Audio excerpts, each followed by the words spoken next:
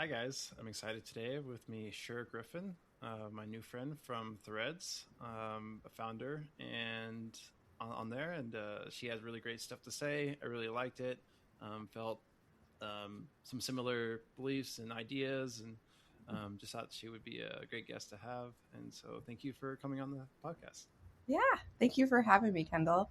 Um, yeah, I'm Cher Griffin. It's Cher, not sure, Share. but it's okay. Everybody gets that one wrong sometimes. And I am the founder of the Compassion Collective. Uh, you can find us online at our website, thecompassioncollective.earth, if you want to learn more about that. And I'm a PhD student. I study identity development in late identified autistic women as my specific population of people. My field of study is transformative social change. So that's a little bit about me. I don't know if we'll talk about any of that today. That's interesting stuff. That's academic stuff, but there's a lot more. And I think maybe that's what this podcast will be about, right? Yeah, we talked. What do we talk about? Like we're going to talk about whatever comes up. I'm sure there'll be a lot of different things. Tell me a little bit more about your degree. Is that social work, or what does that fall under? Oh yeah. Okay. So people ask that question all the time. I was even asking that question when I first came to it. I was like, so I got to kind of give a little bit of a backstory because to understand why I ended up in transformative social change, to understand, because I think it helps others understand what is transformative social change. Because that sounds so different and unique, and it is. But so I went back to school late in life. I had been through college in my younger years, had some challenges, had children pretty young, right out of college, and kind of that trajectory kind of took me away from what I initially had started my education in, which was multimedia design, so web design, 3D animation, these kinds of things, which I'm still very fascinated in. But I had kids, and I did the kid thing for a good portion of my life, and life happened, and big things happened, crazy things happened, traumatic things happened, and I found myself at 40 years old kind of starting over almost in a lot of different ways, not completely, but in a lot of different ways where I was like, I kind of look at it now. Back then, if you would have asked me, I would have been like, my life fell apart. It was total crash, bang, boom, like the world is going to end. Now I kind of look at it as like an opportunity. Like I got this opportunity to kind of reevaluate who I am and the type of person that I wanted to be in the world, and what I wanted to contribute to the world. And so COVID hit, and I was taking these online courses because we had a lot of free time. My partner is retired, and I was laid off work, and so we started doing these Coursera classes, and which I think a lot of people did. You got to do something with your time, and learning is always a good thing to do with your time. And I took this course called Buddhism and Modern Psychology, and it just kind of was like, oh, wait a second, we can do that. We can take like two kind of competing fields, right? And we can mesh them together. Oh, that's cool. I like that. And so we're doing this course, and my partner's like, you're really smart, Cher. Like you could go back to school. And I was like, nah, I didn't do very well in my undergrad. I'm not that smart. But somehow I kind of just did end up going down that path. She says that she has a billion books behind her. Yeah. But I decided to, because of all these things that I had been through, I was really trying to understand more about myself. In that course, Buddhism, Modern Psychology, I was already studying Buddhism just kind of on my own. I was kind of in this kind of spiritual space to begin with. And my partner's like, you're learning so much about these challenges that you went through about yourself, but you're doing things more than that, like people don't do this, Cher. And so I went back to school, and I got a degree, another undergrad degree in the psychology of addiction. I had been through some challenges in regard to addiction. So it was like, I wanted to answer that question. Why did I go down that path? What happened in my world, my inner world, my life that made that seem like the correct decision? Because it didn't make sense to me. I grew up in a family that was very loving, very caring, I mean, my life just didn't quite fit, you know? And I was like, so what's going on? So I got that degree, and I thought that I would go on and get my master's in clinical psychology. That was kind of initially the goal. But the more that sorry, this is a long story, but the more that I kind of immersed myself in that clinical literature and the learning through my education, because I'm a very curious person. We talked about this earlier. Very curious. I was like, well, wait a second. You know, everything was like, but wait a second. It's like, okay, well, Erickson says this, but wait a second. That doesn't fit me, or this doesn't fit here. And so then I would go find my own literature, right? And so I was studying, you know, kind of some more esoteric areas of psychology, transpersonal psychology and liberation psychology. Yeah. Oh yeah. Depth psychology. I was kind of, and those weren't taught in my school. And I was like, well, that's weird. Why aren't we teaching? This is the important stuff, right? Like, why aren't we teaching? Happened to me. Yeah. I was in grad school for psychology, and they taught nothing about Jung, nothing about transpersonal psychology. Nothing. And I went to life coaching for a year, and I learned way more about transpersonal psychology. Yeah. Yeah. Right. And so here I am with these two competing almost fields, right? Not competing so much as they felt contradictory and kind of paradoxical in a way. And so I had to pivot. I was like, okay, clinical psych, I can't do this. I can't work in these systems, because if I can't do what I believe in, which is this field of psychology, I have to do it this way, like cognitive, behavioral, like all these things. And I'm not saying those don't have a place, and it's just not, that just didn't feel right to me. Literally didn't feel right in my body. And so I decided to look for a different kind of program. And I did look into depth psychology for my master's.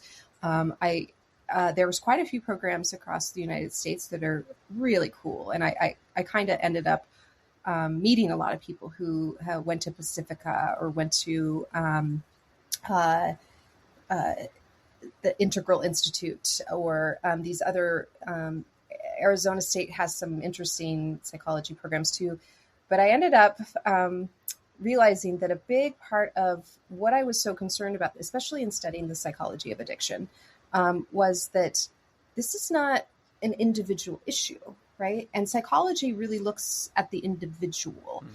This is bigger than the individual. Like what I'm seeing, the patterns that I'm tracking are very much social. These are they're cultural, they're institutional. They're systemic. They're much bigger than the person. And so that's kind of what tipped me into finding my program. I go to Saybrook University, and I love it. It's a humanistic institution, which I think is just one of the key things about just me loving my. It's weird for me to say I love an institution. We'll just put it that way. So, but I do, and so doing that kind of late night Googles of like what master's program am I going to get into. And found transformative social change. And it was just looking through that program, I couldn't say no. I was like, this is it. I want to make a difference in our systems systemically, not necessarily in a one-on-one type of way, especially because the way that, and I'm sure you probably agree with this because you're a coach, you understand the difference between having to work within a system and being able to do it differently, right? Being able to do it within your own value system, on your own terms, with your own ethics, all of which are important, but an institution's ethical structure and values and these types of things are there in a balance to protect a system, right? Not necessarily the individual. And so that's one reason why I dropped out from grad school, from being a psychologist and going into life coaching. Yes. I think a lot of us end up in this kind of liminal space, right? And it's almost hard. It's almost harder because really it's not when you're in an institutional environment, like with psychology or sociology, like a traditional social worker, which we need. We need social workers, and this is not about the individual. Always, never about the individual when it's coming out of my mouth. This is about a pattern, a system, a structure, and but those systems actually oppress not only the individuals who they're trying to support, but they oppress the individuals that are in direct contact with the people that they're trying to support. And that tension, that conflict was something I couldn't resolve. I couldn't work in a system that was doing that. And it doesn't make me better or worse than anybody else. It just literally in my body, I could not function in an environment like that. And so, yeah, I was like, well, then how do we, I'm not the only one. I know there's lots of us, like I know this is, other people are feeling this too. Other people are seeing what I'm seeing.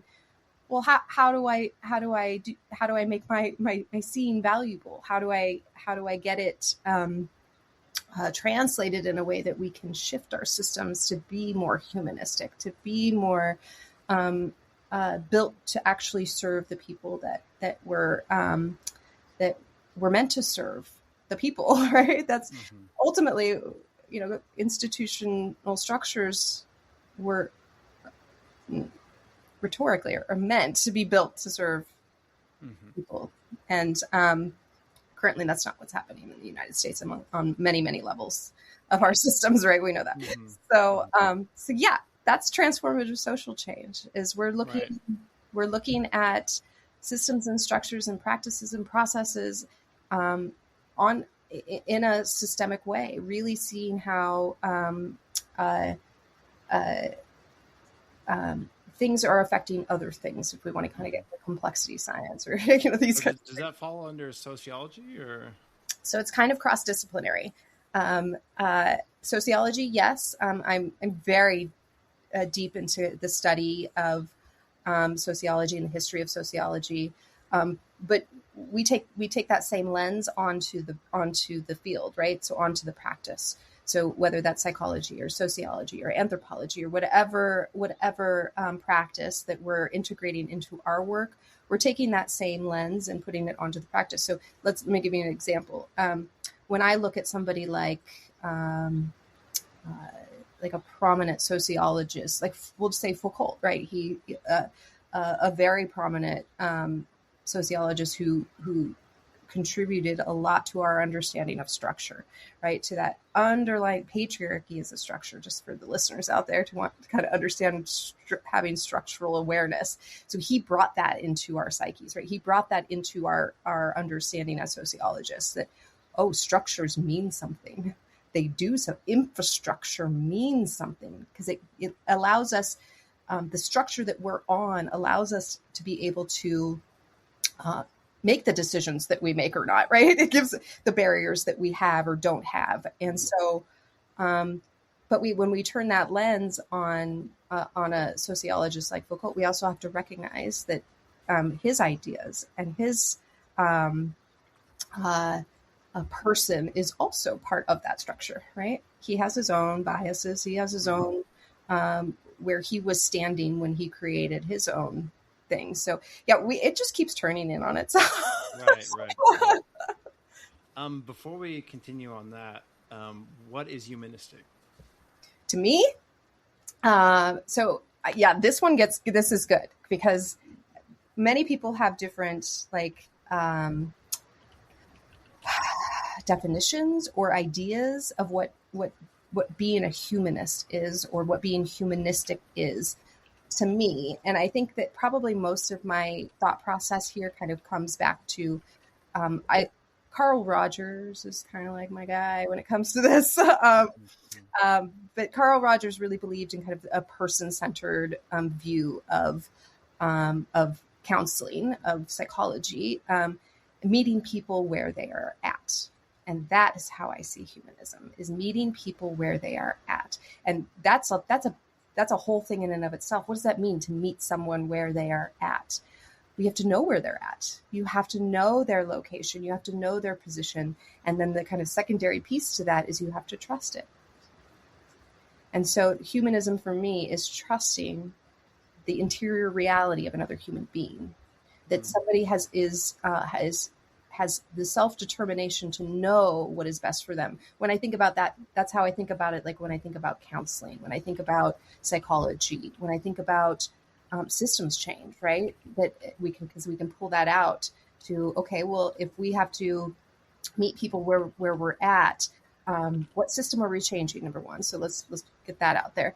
Maybe the system is an education system. Okay, how do we meet our students where they are at? Our students are diverse. Some of our students are autistic. Some of our students are ADHD. Some of our students, are coming from a single parent home and they don't have support to do their homework after school. Some of our students learn better by moving. Some of our students learn better by having quiet, so it's like, that's a humanistic perspective on education, right? Is that we're looking at our students and what environment are we producing for our students so that we can meet them where they're at. Currently, our education system doesn't do that. Yeah, that's great. I guess some words that are coming to mind, you tell me if this resonates or not, is like perspective or worldview, or some people say my truth or subjective lens. Just like respecting and considering that and trying to meet them. Yeah, I think that's a perfect way to put it. Like when I think about, like, when I have a conversation with, if I'm doing like coaching, or if I'm doing a peer support group, or if I'm even with children, like I have 23-year-old twins, and if I'm having a conversation with them and they share something with me, but how do I put this? Like, maybe somebody says to me, my boss is such a jerk. He always gives me the really shitty projects, and he knows that I don't like them. Okay. First thing I'm going to do is I'm going to trust that experience, right? I'm not going to be like, don't be so rude. Your boss is busy. He doesn't understand. We want to hold space for the reality that the person is bringing to us, which is that he's feeling neglected and disrespected in his workplace, right? Mm-hmm. So I can pull that out of that experience without feeling as if this person is explaining their experience the wrong way, right? Because there's no wrong way. Yeah, I think there's how I view it, how I think about it is that so everyone has their experience and they're feeling a certain way about it, and they're speaking the truth of what that feels like. Mm-hmm. Now, that doesn't mean I have to agree with their interpretation of it, but I respect how they're feeling about it and meeting them there. And how can we help? How can we go somewhere? And that doesn't mean I have to agree that their perspective is exactly right, because I don't think any of our perspectives are exactly right about the world. No, because we have one perspective. We have our perspective. I like to say it's like a kaleidoscope, right? And you just kind of, every time you make a little tiny in the kaleidoscope, right, the center changes, the center moves, something else moves, and everything gets pulled to the center. And so you have a different center, depending on how you're looking through the lens, right?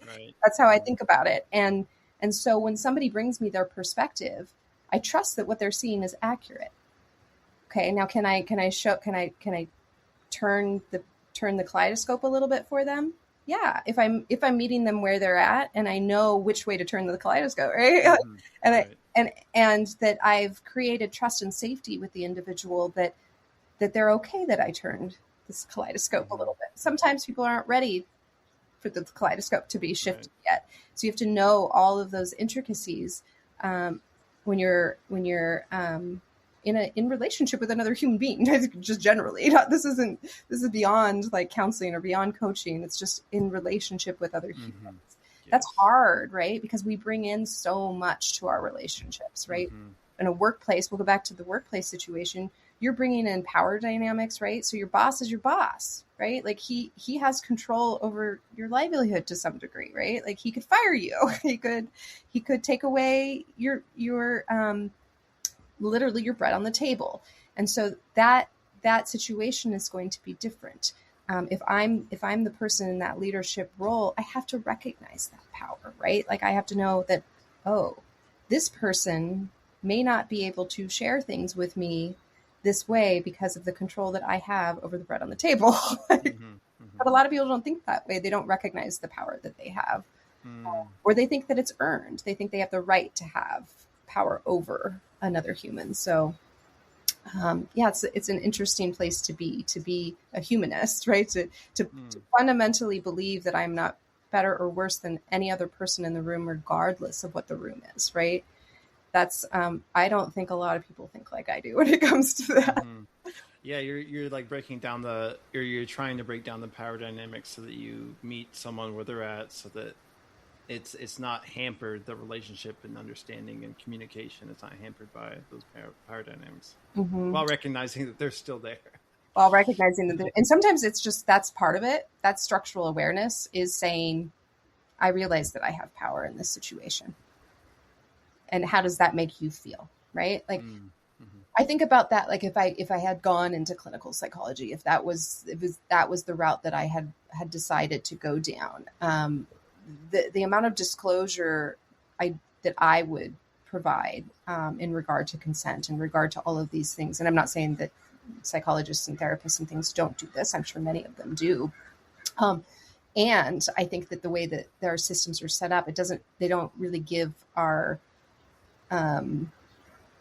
people who are working these roles the opportunity to do that. You have 1 hour twice a week, or 1 hour once a week, or however it is. And I don't ever remember with any of the therapists I've had throughout my life ever getting like, here's my value system, and here's where the power dynamics lie within the system that I participate in, and because we weren't taught that. They weren't taught that. They were taught that they were in a. I see it as a hidden shadow, because therapists are supposed to, like you're talking about, meet the person, and they're supposed to not have like a worldview kind of, or like truth claims, but that's really, to me, impossible. Like you're operating like the therapy and the psychologists, they're operating from a system of like, oh, this is healthy for a person, them coming to meet me, and I'm trying to help them. Like that in itself is a lens, Yeah. And that there's that myth of like objectivity, and the myth of like that anybody can minimize your bias, but we all have bias. Like there's no way that we can come into a space free from bias. And that's why it's like, for me, it's just like, let me just put it on the table. Let me tell you, that this is what I believe. And that's the lens that I'm coming through. And I want you to know that, so that, you can make your own decisions on how you take in the knowledge or information that comes out of my mouth. Right. Right. Yeah. And like coaching, that's one of the first things we do is like, or depending on the coach, but I'm very much about values. What's your values, and how can we align with them? And I'm advertising myself, and here's my values and what I stand for, and are we a good fit? Do we agree? Yeah, I think that's always the first thing for me too, is like, I also feel like there's a difference there in coaching versus and I don't know fully, this is just from what I see from my lens, right? From my very small lens in this arena. But is that that value-based kind of orientation is almost more important, because coaching doesn't have the same regulations. Right. Yes. Right. And so it's like, that's what I meant kind of in the big earlier, when I was saying like, it's not that there is no ethics in this field. It's that the ethics are almost like the burden of the ethics are put on the coach. We don't come into, here is the institutional review or the institutional ethics board. It's like, let me lay this out for you. This is who I am. This is how I operate. Do you feel like you could operate here with me? Because that's cool. If not, okay, there's probably a coach that matches you better. So go find them. And in kind of therapy, because it's so regulated, right? And regulated beyond just like what a therapist is allowed to do or not to do. Those types of regulations are there for protections. There's a lot of those. And I think that a lot of us are trained in these areas. So we bring that into our coaching too. Like we pull out the good positive, like triangulations and all these things. Right. But then because because a therapist is in an institutional space, some of those regulations actually create less of an ability to build a relationship that is emergent, right, with the individual. That's a fine line. It's a hard one to really balance. Right. And I get that, Especially like psychology when it first started. You know, we have the image of the psychologist behind the couch and not even like looking at the person. And yeah, there's supposed to be this like cold, impartial, like you're not supposed to develop a relationship. And then like Carl Rogers are kind of people who are like, no, the relationship is the thing. it is the thing. Yes, it's the thing. And to avoid it like that is almost like a shadow, like to avoid the fact that why are you, it's there whether or not you admit it's there. And so if you avoid the dynamic of the relationship like that, then we're just kind of, I don't know, for me that feels, I'm just so transparent and so open. I couldn't do it. Like I'm like, well, but like I remember in some of my counseling courses, you know, that this is kind of still debated in the therapy world, but should you tell your own stories? You know, should you say, you know, is that crossing an ethical line to say, I've experienced this too? Let me tell you a little bit about my story. Is there a point where it's good, and then where maybe it does cross a line? Do you not do it at all?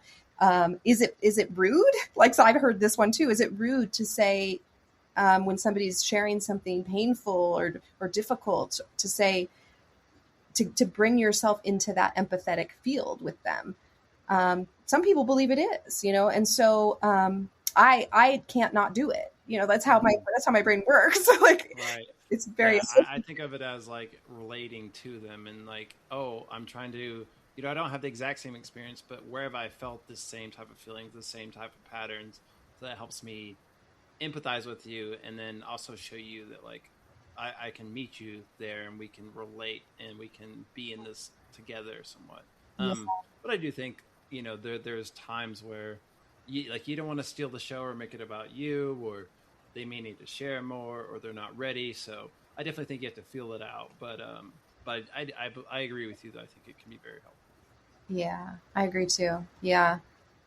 I think that kind of associative, I mean, we'll pull this back into autism just for a second, but that's how, so many autistic people are Gestalt language processors, and it's kind of a big deal, but nobody really talks about it. So, well, some of us do, but Gestalt language processing is kind of a way of, it's a way of, how do I say this? It's a way that perception relates, kind of, right? So, and it goes beyond just language processing. That's how children have been identified. Autistic children have been identified as having this kind of associative way of making meaning, was through language development, right? And so as adults who are Gestalt language processors, we recognize now, we're like, well, it doesn't just like, when you turn 18, like the development stops. It keeps going, right? Like there's more that happens afterwards. And some of the things that we're discovering as Gestalt language processors, and it's not, and Gestalt language processing isn't autism only, right? People can be Gestalt and not be autistic, and people could be Gestalt language processors and be ADHD. It doesn't have to be only, it just happens to be, there's a lot of us that are. And I think it's beyond the later stage development, later life development is where I'm starting to see in myself, but also in my community and people who are also Gestalt language processors, is these kind of common perceptual experiences like metacognition, right? That we have an ability to think about our own thinking. And it's not, nobody taught us this. It's just part of our developmental process. What do you think about that? I'm curious. Oh yeah, I was just thinking. I've been thinking that like our whole conversation is kind of like about meta. It's about seeing the patterns and what's going on behind the surface level. A lot of the unconscious that maybe the average person isn't aware of, that is affecting the whole thing. To bring awareness to and bring to conscious. And how do we address that, and how do we deal with that? How does that change our interaction and change how we want to change the world? That's exactly what I do. That's my whole, Yeah. you just, okay, can you give me, that's my elevator pitch now. So a lot of my work is about that, is about teaching people how to see that way. Like literally teaching people how to see like my brain just naturally sees, because it is teachable. We can learn to see systemically if we choose to, right? We can choose to have a kaleidoscopic perspective. And I think it's helpful because anytime if we're doing systems change work, got to be able to see the system, right? Like seeing the system, seeing the whole system. And that's fundamentally what GLP is. It's whole apart processing. So I always see the whole first, and see is a weird word. I use see kind of as, it's not literal. It's a very metaphorical word there. I'm not actually seeing through my eyes, though sometimes I am, because it's kind of like the way I see the world is very conceptual. I see all the relationships. I see the interconnections. I have what's called hyperphantasia, which is just a spectrum of inner seeing. Some people have aphantasia, where they have no inner imagery, and some people have hyperphantasia. So it's all can go across the spectrum, where they have very vivid inner imagery. I'm on this end where it's very vivid. And so when I think about like a conceptual thing, whatever it might be, I'm putting the pieces together literally in my. Yeah, I get that. Like I see like geometric structures, like, oh, it's like a pyramid, and like meta is kind of like that. It's like a lot of different things on this level don't seem connected, but you go to a higher level, they like form a pyramid and then they connect here. Yeah, exactly. Yeah. I think that I believe through my work with transformative social change is that this is like a leverage point in society. That's kind of how I see it. I see seeing the whole system is a leverage point, because for anybody, for that, it's like it's freedom, gives you more power, and understanding and liberation. When you can see the whole system that you're in, you can make better choices. I'm not making the choices for you. I'm not telling you what's right or wrong. My work is not, it's not an ideology, right? It has nothing to do with morality or what my belief system might be underneath it. I want you to see your own as part of it too, right? I don't want to tell you how you should. I want you to learn what you think and should about the world, because its systems are fractal, right? We can bigger systems can all come down to our the lower, the principle. Yeah. And so I think sometimes that is a leverage point for people. The work that you do is a leverage point for people to learn. When you learn more about you can take those skills of self-understanding, those skills of self-interrogation, of self-reflection, of introspection, all of these self items, and you can broaden those into the way that you relate to another person, the way that you relate to our ecosystems, the way you relate to a system, institution, all of these things. But that's kind of my humanistic lens, is it always comes back to self, right? How we relate to ourselves. Right. And I'll say, for me, what I believe is, like you said, the world is built on fractals, patterns, and, what's behind things, a meta. And so I believe that, the higher you go, the more things relate, more they connect. And so I do believe there's this ultimate truth, and the deeper we can get, the more meta we can get, the more hopefully we're going to connect and agree and come together in the oneness instead of like separation. I agree with that. Yeah. I mean, so many people talk about that in different ways, and I've been doing this work for a long time. So I've entered some communities where I've had conflict, I've had disagreement, I've had, challenge, and had some repairs and some not, some where I had to leave communities because the work was feeling a little too detached. And so that's what I was getting at, is like, you say, yes, when we get to a different elevation, you do see differently, maybe more, but definitely differently. And, but I find sometimes maybe this is I don't know what to call it, because I feel like I don't feel like this process of spiritual way, whatever we want to call it, is just like one process, right? I think we're kind of constantly moving through these states and revisiting them with new knowledge. And so you come up here and you say, oh, I see this. Okay. And what I found is sometimes then there's something down here that hasn't been resolved yet when we're up here, right? Yeah. And so when we're up here and there's conflict up here, we need to go back down here. Mm-hmm. That's how I visualize it anyways. Oh yeah, absolutely. I guess there's several different like lenses I guess I have. I mean, you could say psychological stages of development. You might also know about spiral dynamics or like chakras. There's systems that talk about the inner, the individual, and then spiral dynamics is more like systemic. But again, like we said, they reflect each other, but the different levels, and you go up to one level, and that makes you see life in a new way. But then you have to like integrate that. How do you actually like live it?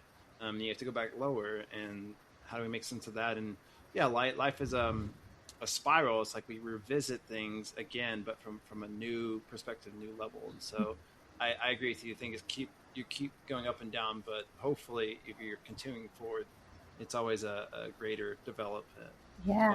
Yeah. It's generative still, right? It's still, it's just continuous. And, I don't know how, this might be an interesting topic to go off on, but, IFS, internal family systems. So, oh yes, I love that. Okay, good. We can go here then. So I very much identify as a system, and not in a pathological way. Though I have a lot in common with individuals who identify through a diagnosis, but I don't. And but I feel like that's one area right there where now we've come back to self, but we're at a different vantage point, right? When you see yourself as a system, you're seeing more.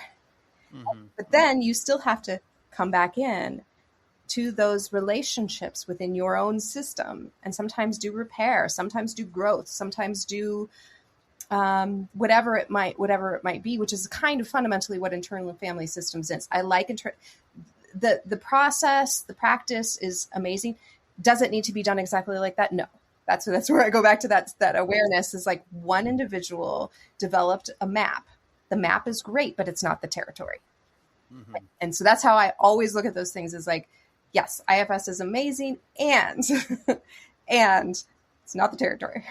Mm-hmm. Absolutely. I want to go back. Can you, maybe we've already talked about it, but like, can you explain what Gestalt language processing, what that is, the definition? Yeah, there's a million different. You get 10 Gestalt language processors in the room, and you're going to get 10 different answers. So, your answer. Yeah. So what's your perspective? My perspective on Gestalt language processing is fundamentally it's whole part language learning. So we could just stop there, and then it can be interpreted in different ways from there, right? So as a child who comes to understand language, the way that our educational systems have documented in lots of longitudinal studies about language development is that there is a certain developmental pathway of how language is learned and understood, and then it's continued on that pathway of how it's taught within our school systems. And that's in linear, sequential, part whole, right? So letters form words, words form sentences, sentences form meaning. That's not how I learn in any way whatsoever at all. It's more of like meaning, and then now let's break that into how do we put these words in order to show this meaning. And then the meaning is embodied. It comes before words ever even enter the picture. It's like, it's a knowing. I think I like to put, it's kind of like intuition in a way. And everybody's felt this in their life. That moment where you go, I know this. I don't know why I know it, and I'm not sure how to say it. It's that. Yes. That's the feeling. Mm-hmm. No, that's great. I always, the way I talk about it and see it is like, I'm a horizontal thinker more than a linear thinker, a vertical thinker. So it's like I'm connecting dots between different subjects, between things that people don't. They're separating. They're putting all these boxes, and I'm I'm I'm I'm putting the patterns behind it together across different subjects. And so I'm like a wide thinker. Now, then like someone like my dad who's an engineer, he's a linear thinker. He's a like, what's this subject? Let's break it down really deep. And they both have like advantages and disadvantages. And Yeah. I think the key is to like get really good at both. And so you can zoom in, zoom out, you can Mhm. go sideways, whatever. And I think that's like the difference, like the left versus right brain thinking. Maybe a little bit. Yeah, I think so too. And I do think it is about getting good at both. And I think that sometimes we need support getting good at one or the other, right? Yeah, For me absolutely. being a Gestalt language processor, a lot of my like late in life development was because of AI. And I have no qualms in saying that. Hmm. AI helped me to take my big Gestalts and put them in a linear I format. was literally just thinking, I was gonna say that next. It's like AI has been helping me be more linear, be more like detailed and direct and organized. Yeah, and there's nothing wrong with it. There's nothing wrong with Mhm. needing a support tool to help you um, express yourself and to be understood by other people who may not have the same way of making meaning, of understanding the world around them. It's a bridge. It's I don't even see it as an individual accommodation. It is literally relational accommodation so that the other person can understand me. I mean, if you understand me better, then we can be in relationship better. And so, um, yeah, I think that there's a lot around AI. We could have a whole 5 Oh podcasts yeah, on that, yeah. on the harms, on all the different things. And uh, I think that people also need support in recognizing how to use it in a way that supports their well-being, supports their community's well-being, supports their family's well-being, whatever it might be. And so that's kind of where I am when I talk about AI. Is I'm more in that realm of like, okay, yes, there's harms, and people are going to still use it. So Hmm. I mean, when people feel like they're being shamed for using something, they hide it, right? And so let's talk about it in a practical, relevant way where people can understand how to use these tools in ways that aren't going to end up harming them or aren't going to end up harming people in their lives or communities. And we do that by being open about it. And I've gotten a lot of slack for this, but but that's where I stand. Is that I want our communities to have the tools to use the tools in healthy ways. So Hmm. Yeah, yeah. Like you said, AI is a whole thing we could go on, different multiple podcast episodes about. But yeah, the short of it for me is, I just see it as um, it's on the line of development of evolution of invention and innovation that mhm, humanity's always done. mhm, The wheel, the writing press, computer, etc. And so it's something that isn't going to go away. And so to me, like all of these things are tools, and so we can use them for good, we can use them for bad. They're not just inherently good or bad in themselves. So if it's going to be here, either you use it or you get left behind, basically. And so how can we use this for good? yeah, So I'm right there with you. yeah. And I think one thing I talk about a lot in my writing on Substack is I do see it as a tool, and I see it as an environment. That's one thing that because it's multiple tools. So there's a lot in AI. Right, There's right. it depends on the people who are using it. It depends on Mm-hmm. the environment that it enters, right? So the way I use AI might be completely different than the way the CEO at BlackRock uses it. I'm sure it is. I'm sure it is. So it's like, what environment am I bringing it into, and what environment am I coming into, right? I have had to learn um, through trial and error a lot. Like I've been using AI for a really long time. So, you know, I saw it immediately for what it was. I was like, oh, this is going to change the world. So Right, let, right. let me learn about it a little bit more. Mm-hmm. And the best way to learn about a new technology is to use it. and um, to really get a grasp on what are the things that I'm seeing that are beneficial to me, and that I saw that bias, I saw that, and so that you can use it in a way that's responsible to your own work, to your own life. Fundamentally. So, and then, but if we go to the BlackRock area, then we have a whole other. I was like, you just open up a whole another door. We don't even go there. We don't need to go there today. We don't need to. I'll say one other thing. The other day, I was talking to AI, and I love consciousness, talking about that, and like, is AI conscious and whatever, and what do they think about that? But I was like, you know what?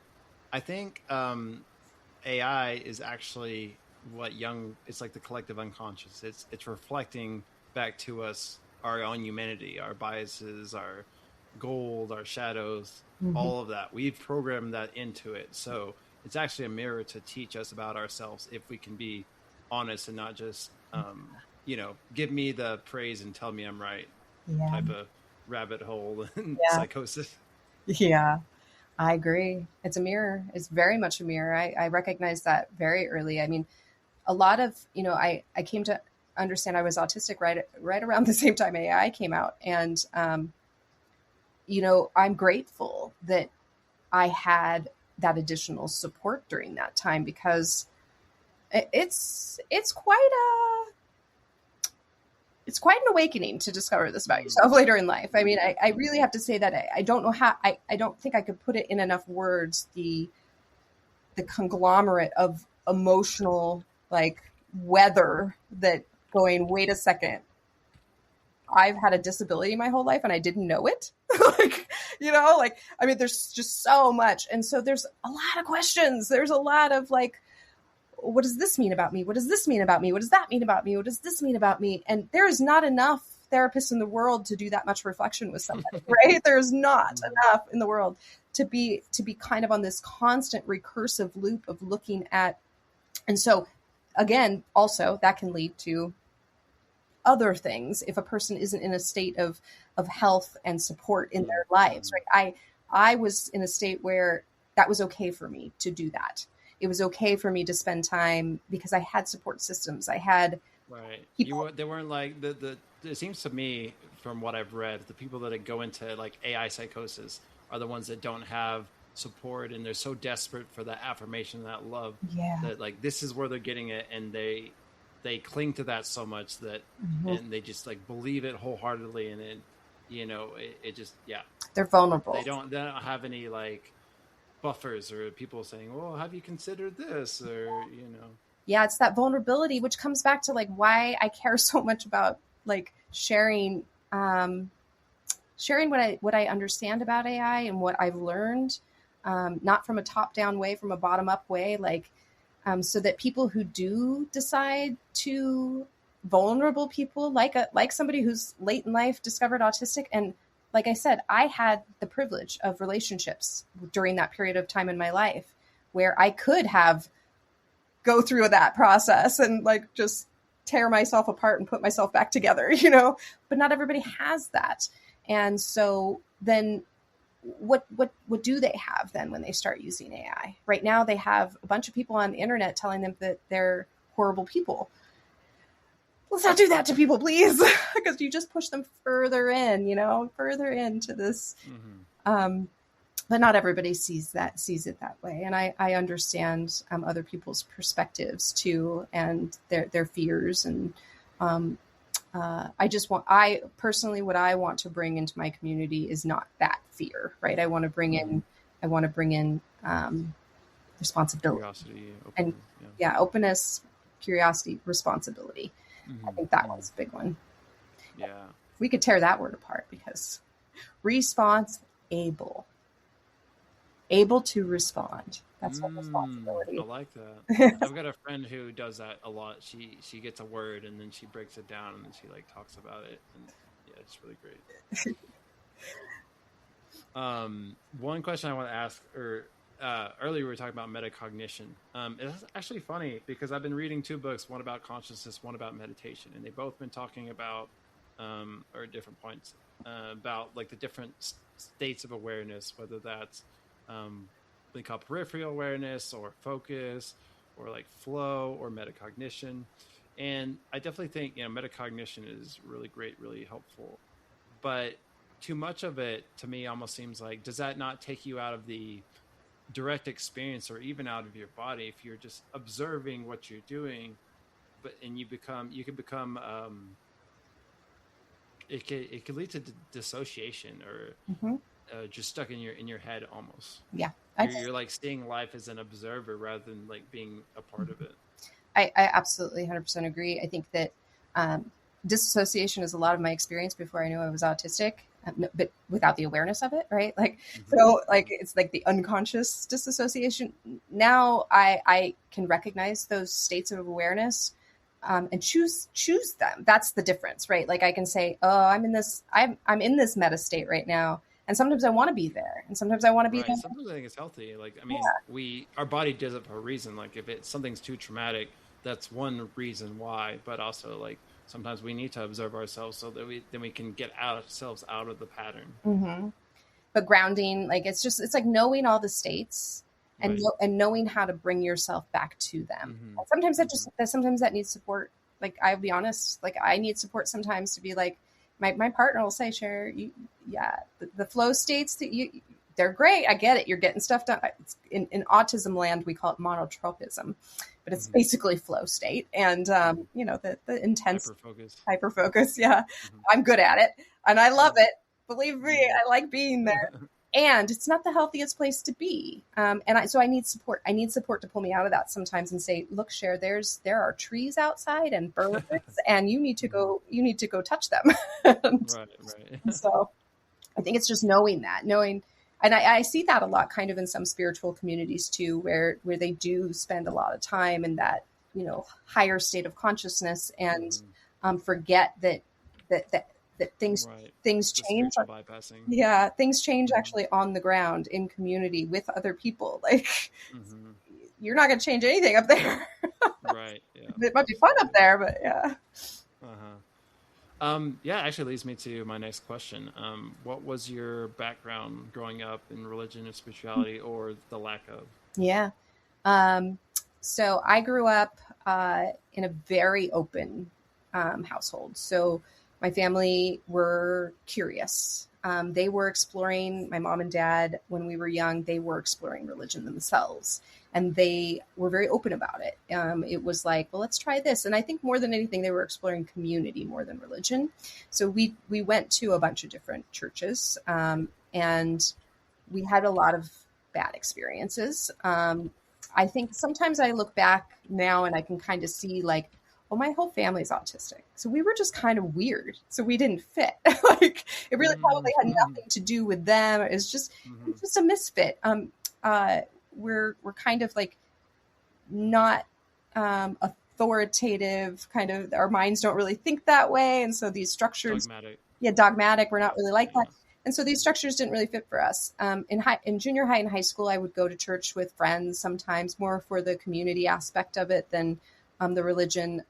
I personally was very fascinated with religion as a kid and wanted to know every last little thing about especially Christianity. But I went off a little from Christianity too into Judaism. And I didn't really go further than that until my adult life. But I really wanted to understand, like, I'm very, very much a realist in a lot of ways, as weird as that might seem. But I could not make sense of the metaphor of Christianity, any of them, any of these analogies that were being used. And I'm like, humans can't part Red Seas. Sorry. It's just not possible, it's just not possible. And so these were the questions that I was having when I was like in 6th grade and 7th grade and 8th grade. And I'd talk to my friends about them and I'd sit in these different, I'd go to, Catholic denomination. I'd go to like a Foursquare church. I'd go to the Baptist church. I'd go to all of them, and I was really fascinated, but it never settled. None of it. I just couldn't do it. And I couldn't do it. And then at about 16, 17 years old, I got the opportunity in an AP English class to write about something that I wanted to write about. So I decided that I was going to disprove the existence of God. Yes, this is what I did. And it was a very well researched paper, and it's very well reasoned paper. And I got an F because my not professor, but my teacher he said it was blasphemous. Okay, this is still yeah. This was still in the 90s, so maybe not quite as open in public schools to doing that yet. And I ended up rewriting a paper about the Beatles, so it's okay. I still passed the class. But yeah. So after that, though, that experience of being told I was blasphemous for having my own opinions, kind of did something to me, and I became an atheist. And I was an atheist most of my life. Most of my life from college age till 40, which is where kind of things started to change again. I was an atheist. And then, in that period of my life where I was exploring more, going down the rabbit holes, the Buddhism and modern psychology, all the things, I went down all of them as well. Not there's too many. There's thousands of religions throughout the world, but I went down many of them, I should say. Have you read Yogananda? No, I haven't read Yogananda. Okay. But I've read a lot of stuff, a lot of Buddhist stuff, a lot of Hindu stuff. The Daksin tradition kind of settles with me really well. What I like about Buddhism is that there is, the Eightfold Path, Four Noble Truths. There's a very kind of, it's like 12, okay, the 12 steps of Alcoholics Anonymous kind of sound like that. Yeah. Totally different, but kind of the same. But yeah. And so it was like, oh, I could do this. This makes absolute sense to me.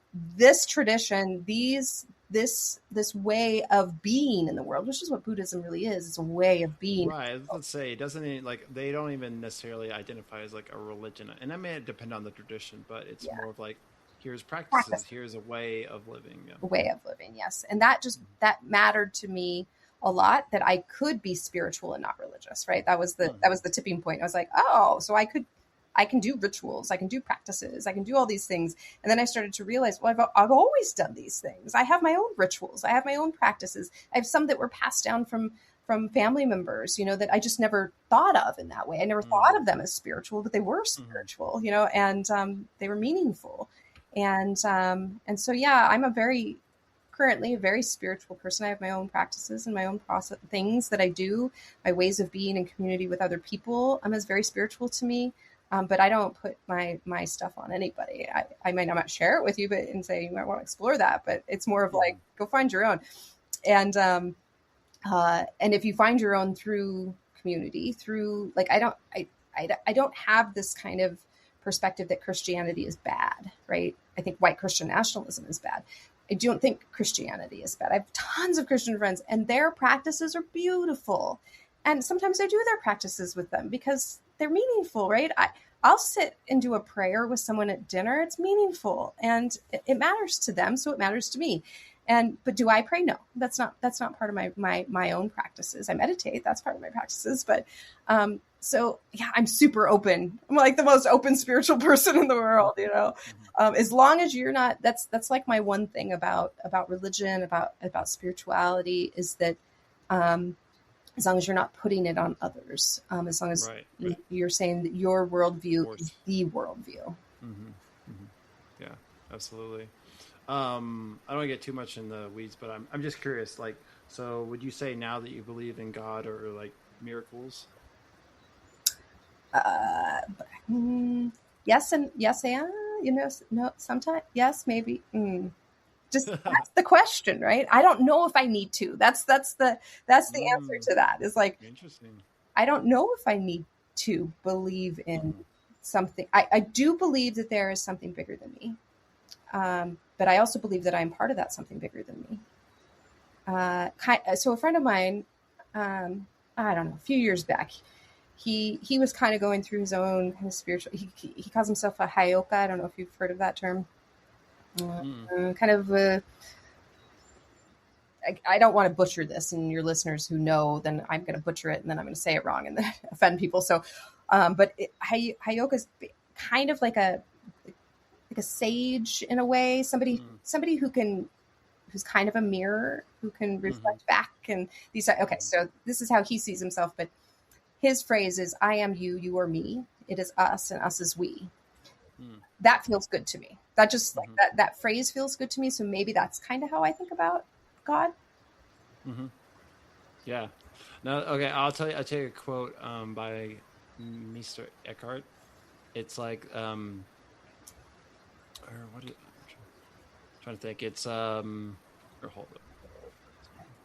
My headphones just died. Mm. Okay, say something. Mm. Oh, sorry. So I'm drinking water. Can you hear me? Why can't I hear you? Or speak again. Can you hear me now?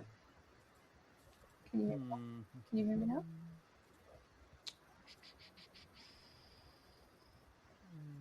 Oh. Technology. Okay, there we go. Okay. Yeah. I changed it on the bar, but I have to change it in Riverside too. Okay. The quote. Meister Eckhart. Yes. I'm thinking of two different quotes. That's why my brain is like.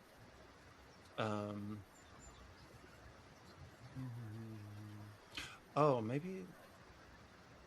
Okay. Yeah. So the quote is, "The more I sought God. The more I found myself. The more I sought myself. The more I found God." Oh, I really like that one. Yes, I love that one too. Yes. Yeah. So that just settles me. I thought about this, and I have my beliefs. Like I do believe in God, and dimensions and all, and miracles or whatever. But I think if I were to break it down very simply, I think it's important to believe in something greater than your individual self, and believe in like potential and your ability to change, and for the world to change, and for you to be surprised and then we haven't figured everything out, and just be open. So yeah, I love that. Yeah, I read. Have you read A Course in Miracles? Is that what it was? I've read some of it. Oh wait, who wrote that one? That was Helen Schumann, I think. Okay, so then it's not that one. Hold on. Like Marion Woodman, maybe. This is what I'm thinking of. It's called Conversation. Neil Donald Walsh. Oh right, Conversations with God. Interesting, fascinating stuff. I mean, I really love the way. I mean, there's some good things in there, and there's some weird things, because we're humans and we're weird. But he says somewhere in one of these many books that he's written, he says that he has no beliefs at all, zero beliefs, and that's always. I was like, that's interesting, and I always think about that now. Like, I don't know if I agree with that. I don't know if I have no beliefs. Like, I believe that I am sitting in a chair right now, but it got me thinking, and maybe that was the whole point. So maybe that's his whole point, right? Is to get you thinking. Provocative statement. It is a provocative statement, but yeah. I would say, like, I have a lot of beliefs, and I think it's important to have beliefs, but I also I like mystics. If I had to identify as something, I would say mystic. Yes. And I think mystics are very much about the experience of or with God, which is also the experience with self, and also realizing that God, or ultimate reality, or whatever you want to call it, is beyond words, is beyond the logic, is beyond the intuitive, like you saying that our understanding comes from a deeper place in our logic, and it's almost like, oh, I knew that, I just didn't have a way to express it, or I'm awakening to what I already know deep down inside. And so don't be so caught up in concepts or words, or that's all just like you said, it's the map, it's not the territory. So it's helpful, and we need it to communicate with each other and to make something, but also don't be too tied to it. I think that's kind of fundamentally the challenge right now between science and and don't get me wrong, I love science. We would not be on this computer right now if we didn't have science. There's science is a beautiful thing that it's a framework that we have created to build to our society to what it is now, all the comfort and everything that we have. Our lifespan is because of science, all of these things. And I sometimes feel that we privilege that point of view in places it shouldn't be privileged, right? Where it's that we're not meeting it with the same, which is almost fascinating because it is science still, because we're not meeting it with the same openness, the same what if, the same we don't have the answer, because that is what science is built on. We don't have the answer, Right. you know, Right. and so I try like me and my partner. He's an orthopedic surgeon. Science is a big deal to him. His whole life was because of his expertise in microbiology, right? You know, so I can see why that matters to him. But he's a philosopher, a poet, and all of these things as well. And so like he's very well balanced in that area. And so sometimes I have to get more balanced the other way. I can be very like, it's okay that we don't have the answer, when sometimes maybe we do need an answer, right? Like might be an option. We need to, like, how do we live our daily lives? Like, you know, it's just that balance again. You know, we need to form an opinion about certain things, like to live, you know? So it's like, and I think what's healthy is to realize that our beliefs we do have, you know, they're partially logic and like science, and we build on the past, but there's an element of the unknown, and we're also having faith in the unknown, and we're making a claim somewhere to believe in something that like we can't totally know. Yeah. So where is that, and where is that faith? What are we leaning on? And you know, can we look at that and then adjust if needed? Yeah. I think that is one of the I wish we were teaching more of that, like in community, you know, that I think faith even just gets a bad rap. Right. You know, I have faith. I have lots of faith. It's just, it kind of has gotten tied to a specific kind of faith, right? And so faith is hope. Faith is possibility. Faith is like loving the world. Like I just love the world. I love being a human.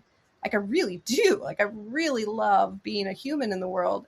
This conversation today, that it's going to be 85 degrees and the birds are like, there's so, like, that's back to the awe, right? It's like, I am so in awe with existence that I love mystery. Yeah. And, you know, faith is faith in the mystery. Yes. And what can we discover? What more is there out there? Yeah. That's why consciousness, right? Like I love studying. I mean, this is kind of part of my field. And anytime I see someone try and pin it down, I'm like, nope, don't do it. Don't do it. I found the framework that explains everything. Yeah. It's like, how many of those have we had? That's basically what they're trying to play God. I'm like, you're not God. You are God, but you're not God, but you are, but you kind of not. Yeah. So, so when we started talking, your whole thing is about cognitive ecology, but we haven't actually said that word, but I'm sure we've been talking about it. But how would you tell the audience what that is? Yeah, we have. This whole conversation was a conversation in cognitive ecology, really. Right? Cognitive ecology is a systemic understanding of human minds, right? That and it was built through my own lived experience. The theory came second. The experience, the survival of coming through, you know, a rock bottom, a spiritual awakening, a dark night of the soul. All of those things happened. However you want to whatever you want to call them. Everybody calls them something different, but they all happened. And what came out the other end was this kind of more kaleidoscopic perspective that I want to share with the world. And so it comes through that autistic lens, because I think that autism is so misunderstood in our society. We have done a very big disservice over the last 100 years, and not to anybody's fault, right? Because we're trying to understand autism through institutional structure and not through the actual lived reality of the autistic human themselves. And so that's what cognitive ecology really does, is it helps you to see yourself. It helps. I'm not putting a map on you. I'm showing you my map. And maybe my map might open you to broader parts of the territory. Maybe it won't even show you anything, and that's okay too. That's unlikely. But that's cognitive ecology, helps us to see the multi-levels of a human's lived experience, right? That we aren't just we're not just a mind floating in the world, that we are in relationship to the world. We are in relationship to everything that we touch. Our institutions, our culture, our religions, our meaning making, the systems that we inhabit or that we participate in, the relationships that we have, the relationship with ourselves. So so ecological systems theory helps us to look at and that's Brofenhart, I can never say his word. Anyways, but it helps us to see that we are nested systems. One is not more important than the other, but when we look at them together, something different kind of comes into view.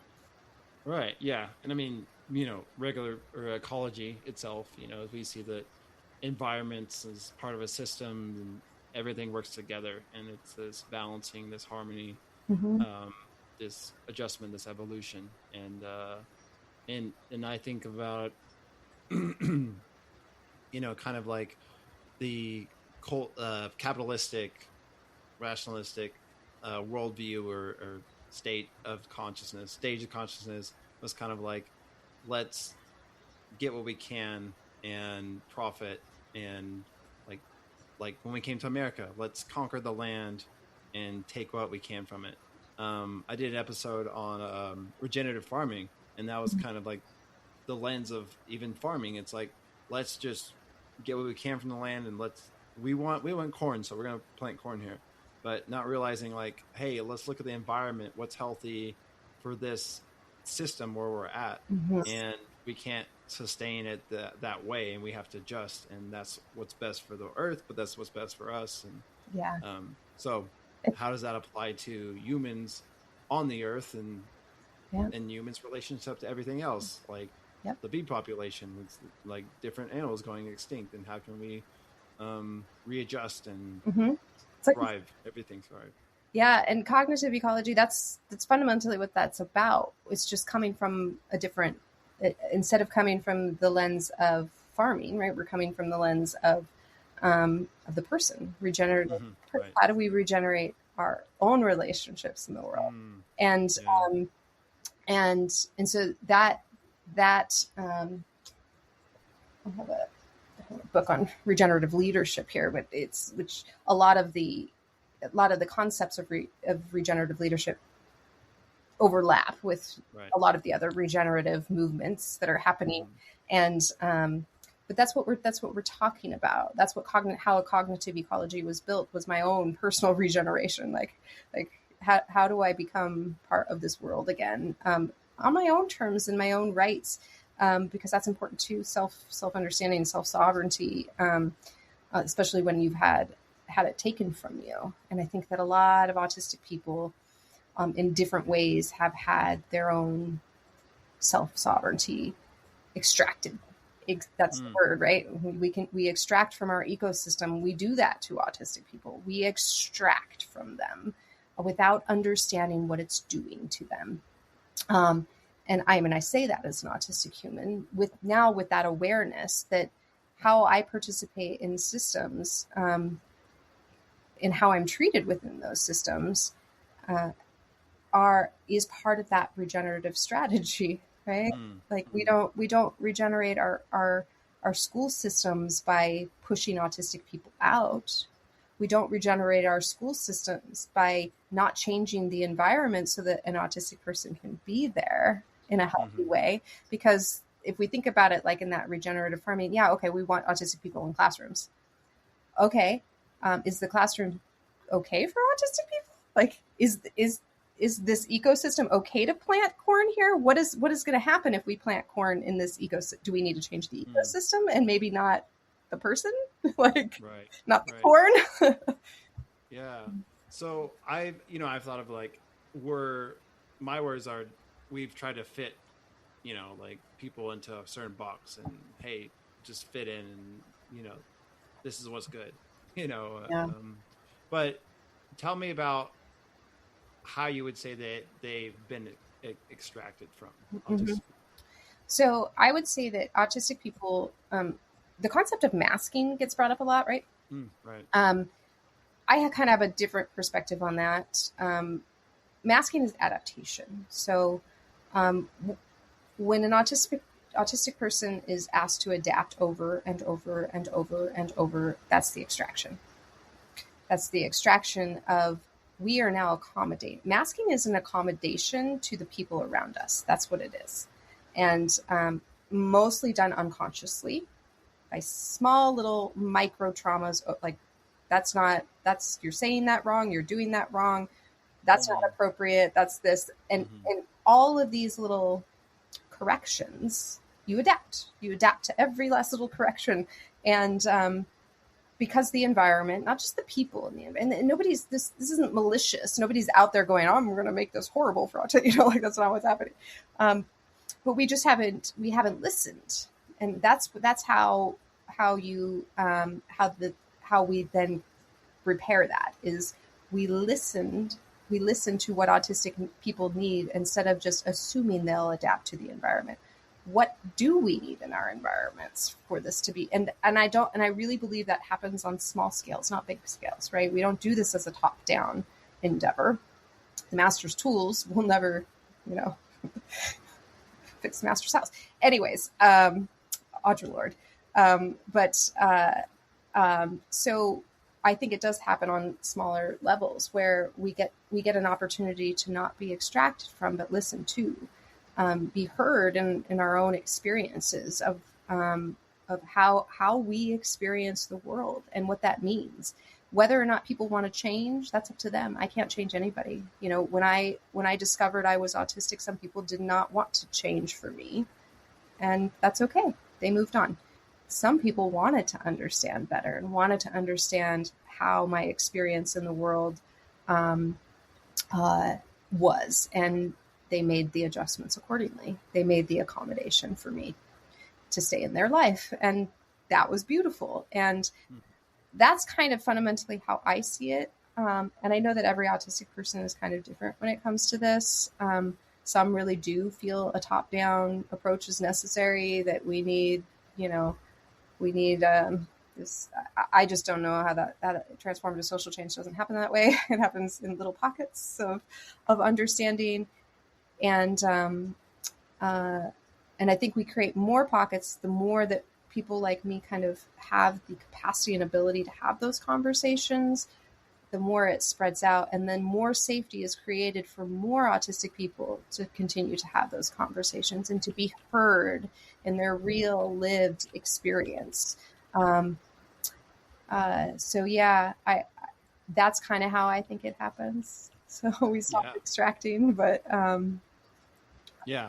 I agree. I'll just say a little bit. Like, I think the bottom up transformation is what is the best way to go about it. Is what actually lasts. Is what holds. And I always think of like Jesus and the way he did things, and it was bottom up. And instead of, I always think of like David Hawkins' book Power versus Force. And so, like, what's actually powerful is the way you embody it yourself, and then the people around you, and then that affects them, and it spreads out from there, and then eventually that changes. And instead of like, if you're trying to beat it into, which you were talking about, like the shaming, you try to beat it into people, and you just try to force large change, then it's very violent, and it might you might change the system, but then you're forcing a lot of people, and it's very tough. Well, I think it's counterproductive in a way, and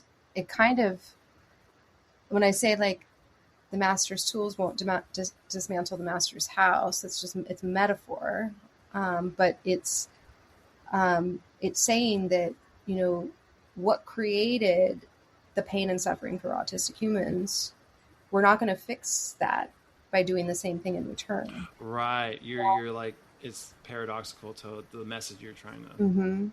Yeah. And so it doesn't make it easy. It doesn't, I mean, it's hard to be an autistic person in this world, let me tell you.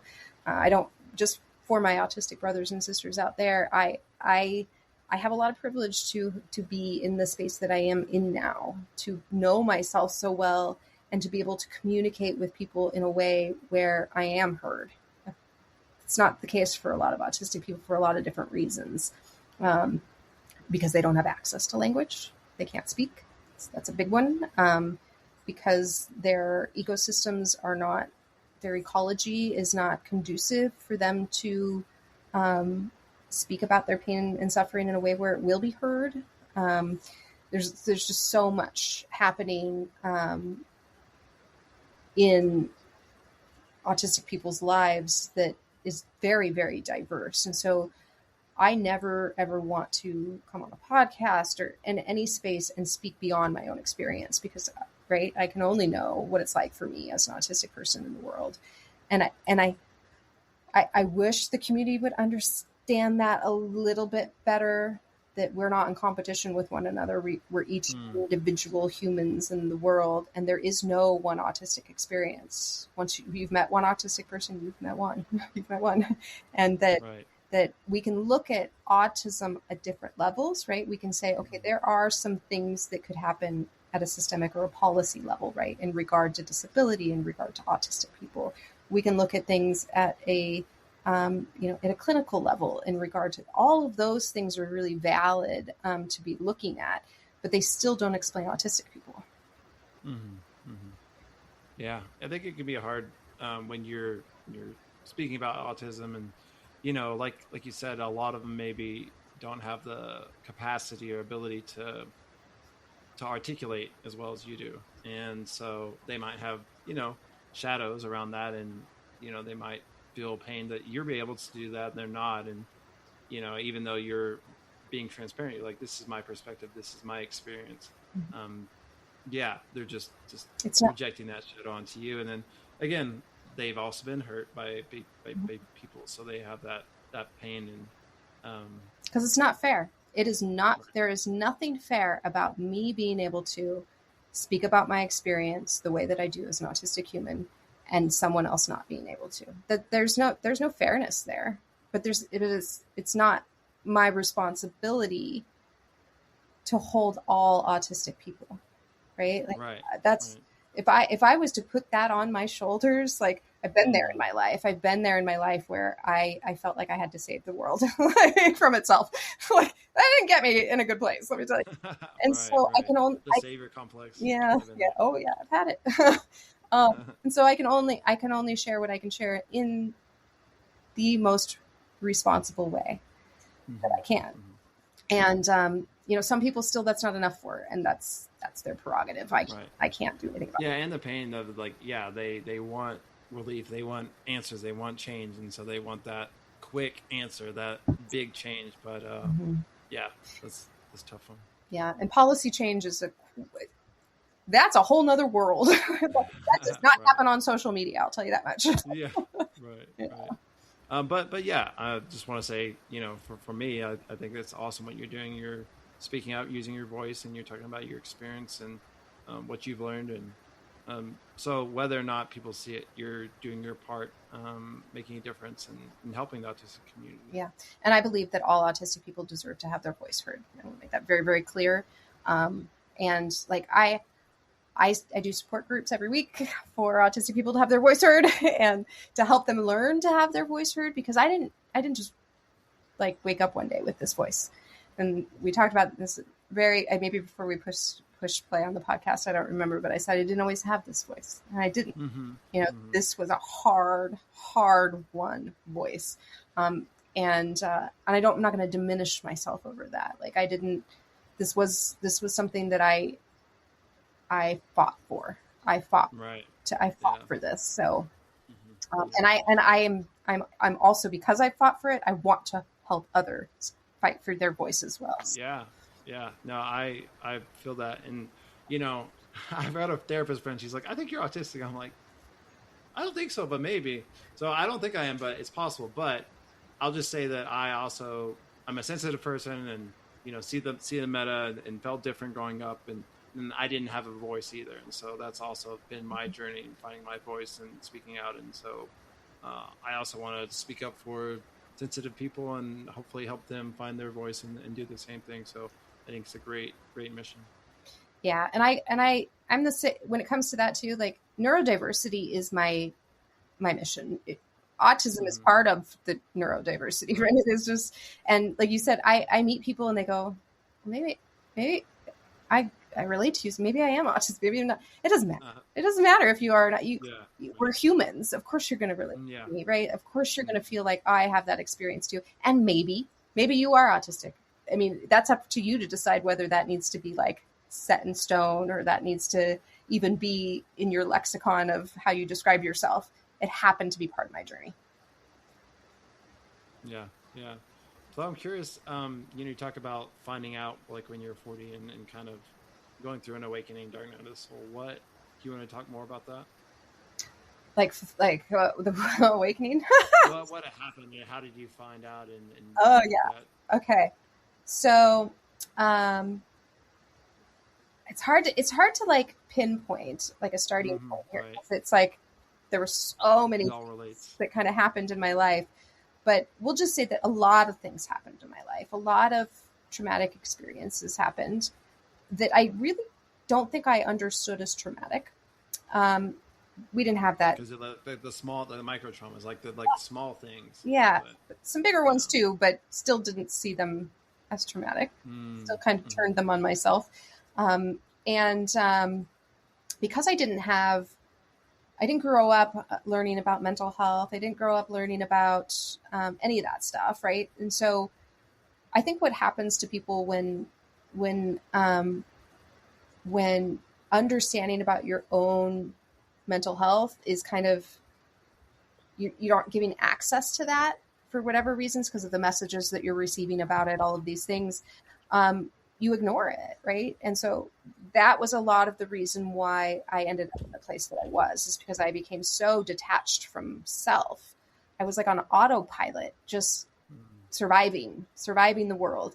And eventually, that much adaptation, that much survival, that much trauma eventually catches up with you. And you end up, some big crashes happen, where the universe is saying, hey, honey, you got to do something different. You got to go a different direction, like that's kind of like how I look at it. And I got a few of those taps on the shoulders, more like punches in the face. But we're the universe is saying it's time to do something different. It's time to do something different. And eventually I made those decisions, which was the end of a really long relationship.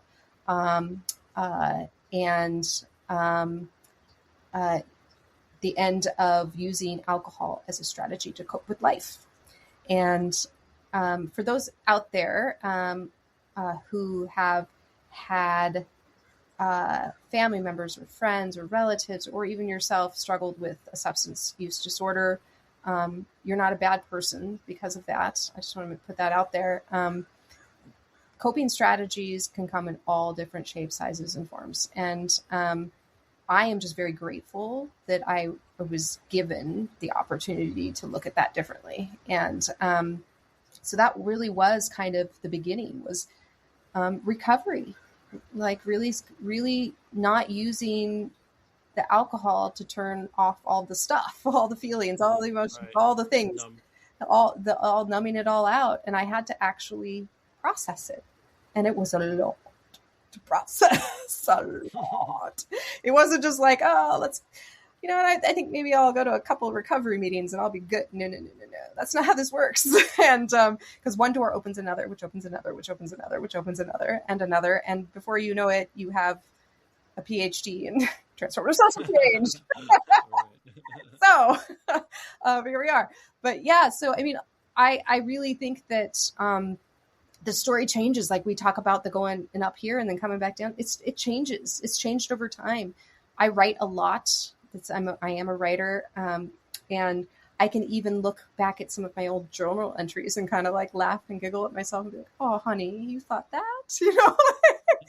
Look what you know now." And but it's fun. It's fun to learn about yourself that way. If anybody's out there journaling, whether you've had challenges like mine or not, is such an amazing practice. Mm-hmm. And Yeah. it really is. It's not the actual, I mean, there's part of the, it's a ritual, it's a practice, it's a spiritual practice, really. The actual practice of writing your thoughts out is a practice, but what it does down the road, the way you can go back and read something that you've written 5 years prior and see your own growth. There's something about being able to witness your own growth that is really beautiful. So I highly recommend that practice to people out there. And you can start just, I read somewhere when I first started journaling, you know, of course, all the people that were in my life supporting me at the time during that recovery were all telling me the same thing: journal, journal, journal. I'm like, oh, I don't want to journal. I don't want to know what comes out of my brain, but yeah.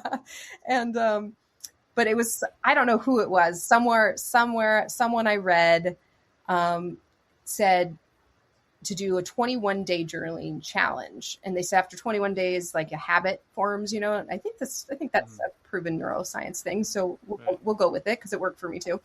So that's what I did is I just took a journal out and I said, okay, I'm going to do this for 21 days. And the part of the process was, it doesn't matter what you write until you can't write anymore.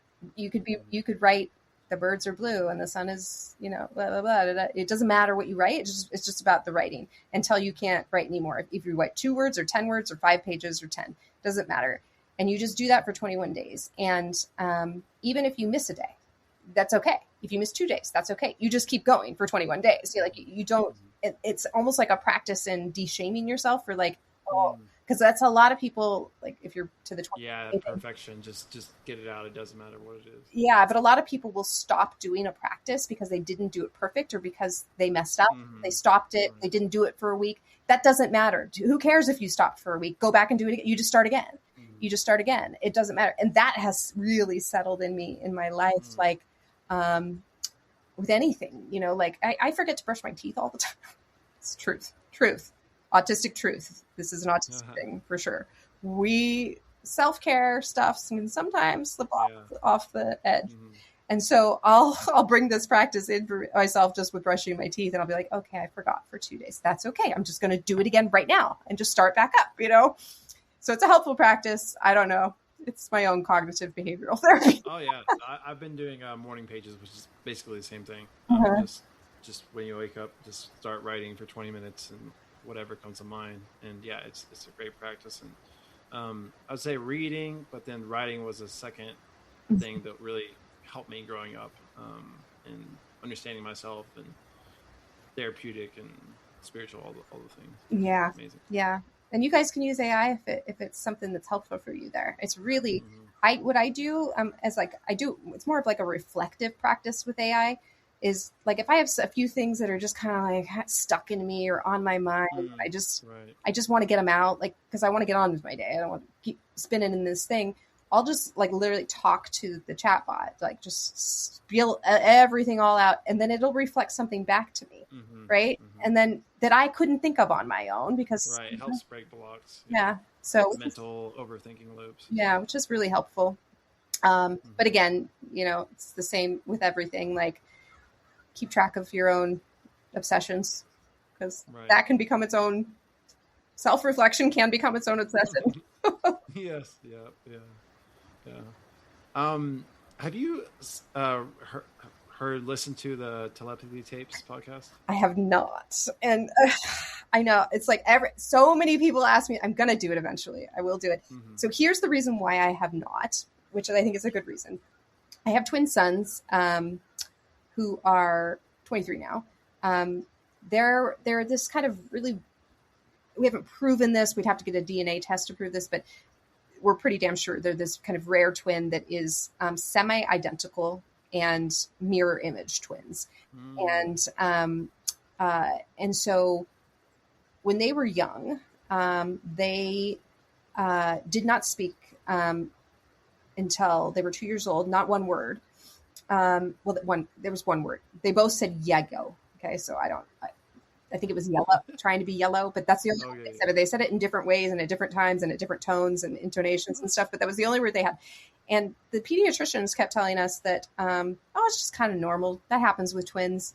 Twins sometimes speak late. Okay. You know who else speaks late? Autistic people.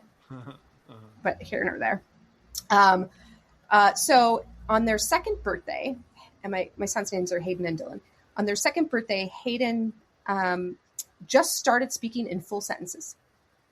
All of us were like, right? Like we're going, he went from nothing to nothing. Wow. to full sentences.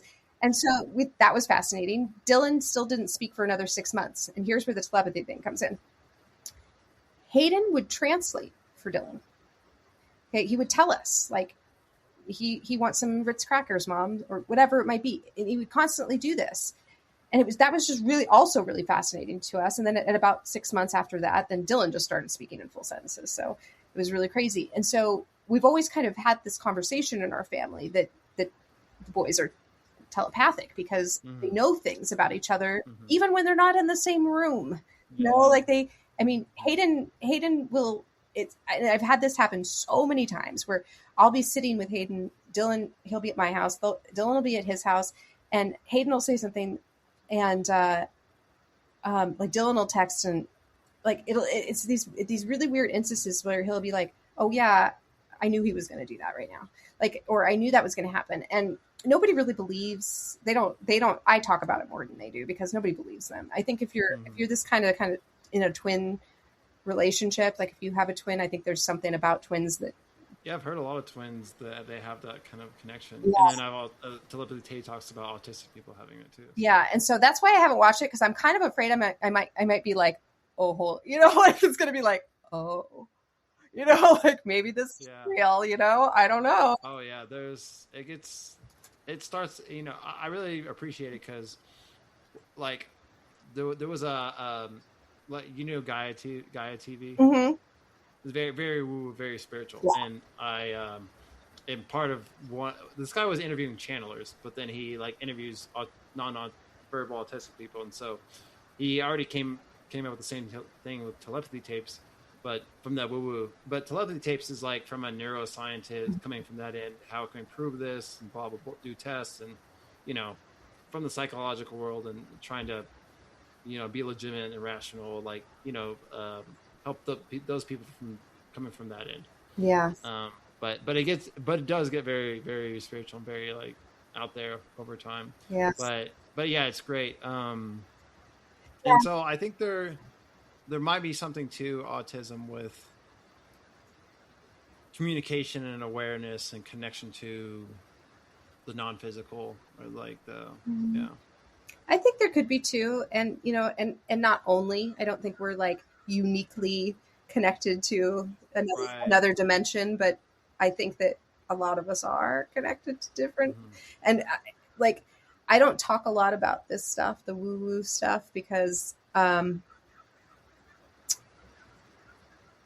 I feel it's very personal to me, maybe in a lot of ways. But I do, you know, so I'll put it this way. When I was learning about transpersonal meditation, it took me about 15 seconds to figure it out. So, wow. And I'm reading about that this takes people 10, 15 years to get to these states of consciousness. And I'm like, no, that's just where I go. Right? Like I've got an autistic friend who's like that. She's like, it's easy. Everyone can do it. I'm like, I believe everyone can do it, but I don't think it's easy for all of us. Yeah, well, that's what I mean. I feel like I sound a little arrogant and pretentious when I talk, you know, like. No, I think people have different gifts and different, you know, strengths and weaknesses. And so I think that's just the autistic strength. And I think that's great. It's an openness, I think, that we have that sometimes makes certain things a little easier to do than somebody who might have to, and we all have strengths and challenges in the world, you know, and autistic people are no different. We also have some strengths, and, you know, I'm a lucid dreamer. So like, that's also something like people are like, what? You can like make worlds in your dream? I'm like, yeah, yeah, I can. So, you know, I've had 2 lucid dreams in my life. They're cool. And they can be scary sometimes if you don't, you know, like I had to learn, there still was some learning to do there. A lot of it happened when I was young. And I try to express those experiences to like my parents or my friends and stuff. And people just thought that's another reason I don't really talk about those things. Cause it's like when you're younger and you talk about those things, people just think you're really weird. Imagination. Yeah, they think it's an imagination. Autistic people it's very common for us to have uh, imaginary friends. And I had imaginary friends when I was younger. I might still, probably, but it's not a negative thing, like to build caricatures that are meaningful to be in your life. It kind of makes me sad that it gets kind of looked at as immature or looked at as imagine, like, because these are real experiences that people are having. Yeah, it's just like what we were saying at the very beginning of the podcast. Like, we don't even have to get into the realm of is this real or not. I think they could be real. Like, I definitely think that there's non-physical entities and we could connect with them. So it's possible. But even if they're not, they're important to you and they help you in some way. I mean, just like I grew up reading tons of fiction books, and I saw the power of what that did for me. And so just because something's imaginary or not, real, like, that doesn't mean it doesn't have power. It doesn't mean it's not helpful. Yeah, I agree.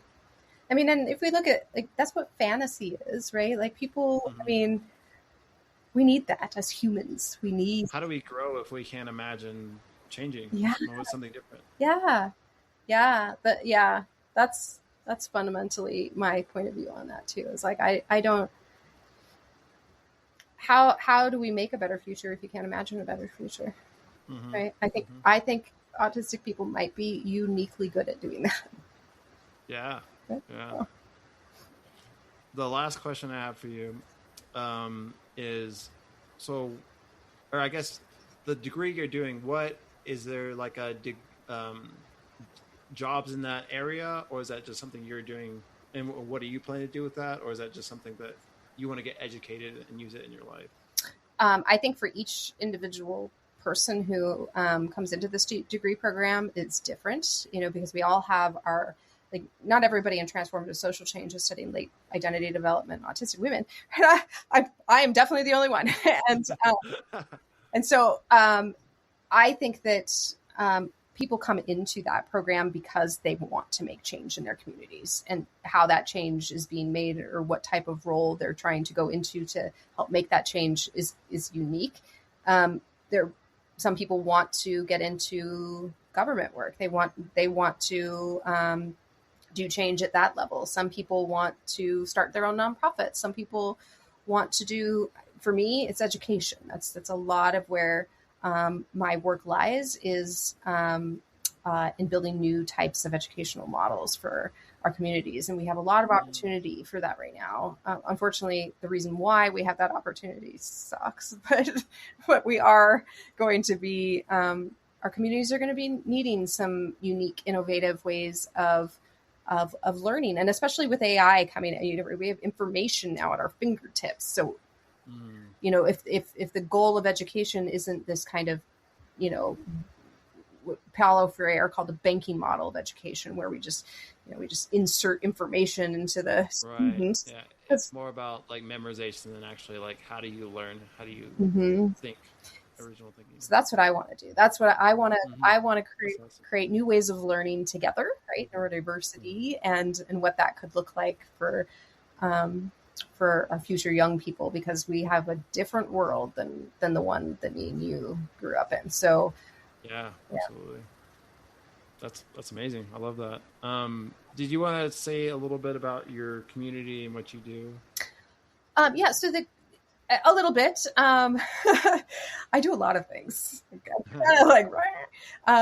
Mostly I'm a writer. I write on Substack, and we have a pretty good sized community there of people that are reading and writing together. And so please, look me up there at the Cognitive. I'll put in the show notes. Yeah, at the Cognitive Ecologist on Substack.